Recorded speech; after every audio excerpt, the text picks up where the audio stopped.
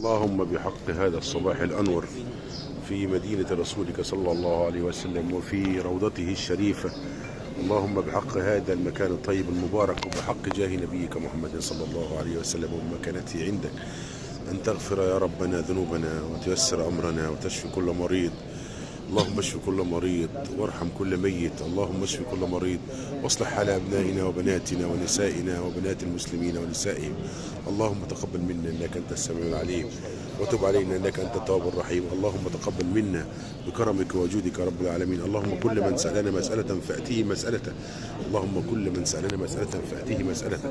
اللهم إن نحن أقرب الناس إلى رسول الله صلى الله عليه وسلم، ليس بيننا وبينه حائل إلا هذا، ولكننا قريبين منه الحمد لله رب العالمين وأقرب ما نكون. اللهم صل وسلم عليه وبارك وأنعم عليه يا رب العالمين، وتقبل منا بفضلك وكرمك وجودك يا رب العالمين. اللهم تقبل منا إنك أنت السميع العليم وتب علينا إنك أنت التواب